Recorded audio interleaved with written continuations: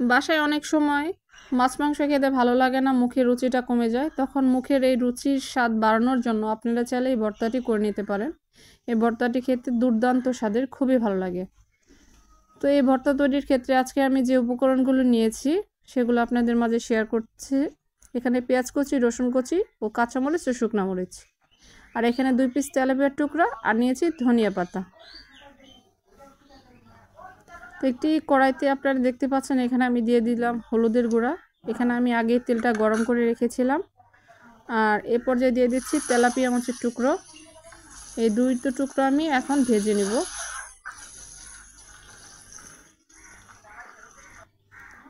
তো আমার 2 টুকরো মাছ ভাজা শেষ। তো আর এই অবশিষ্ট তেলে আমি এই কাঁচা মরিচ ও শুকনা মরিচ ভেজে নিলাম। এগুলো ভাজা হয়ে গিয়েছে, এগুলো এখন আমি তুলে নেওয়ার পর আর এ পর্যায়ে এখন আমি দিয়ে দিচ্ছি রসুনের দিয়ে দিলাম, আর দিয়ে দিলাম পেঁয়াজ কুচি।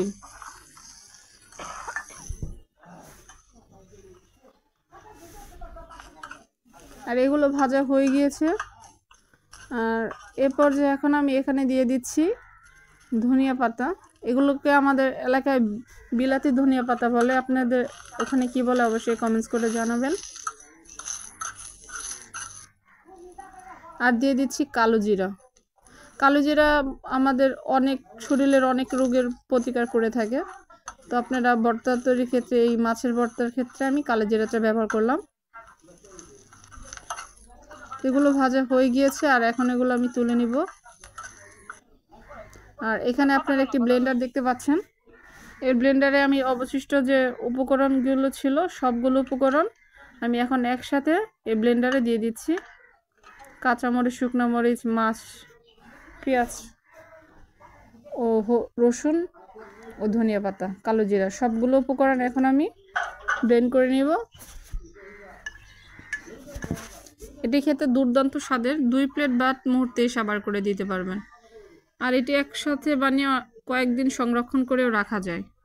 তো এইভাবে ব্লেন্ড করে নেওয়ার পর দেখতে পাচ্ছেন। আর চুলায় এখন আমি দিয়ে দিয়েছি সরিষার তেল, আর এখানে আমি দিয়ে দিব এখন আস্ত জিরা। আর জিরাটা দেখেন একদম। আর এ পর্যায়ে যে আমি পেস্টটা করে রেখেছিলাম ব্লেন্ডারে ভর্তা, সেটা দিয়ে, আর এখন দিয়ে দিচ্ছি লবণ। এখন আমি 2-3 মিনিটের মতো চুলায় মিডিয়াম আঁচে এগুলো রান্না করে নিব। তো আমার এই মাছের ভর্তাটি একদম ফাইনাল লুক দেখতে পাচ্ছেন, হয়ে গিয়েছে।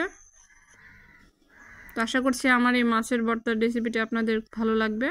আর ভালো লাগলে অবশ্যই বাসায় ট্রাই করবেন, আর কেমন হলো আমাকে অবশ্যই কমেন্টস করে জানাবেন। আশা করছি সবার ভালো লাগবে। সবাই ভালো থাকবেন, সবাইকে বিদায় জানিয়ে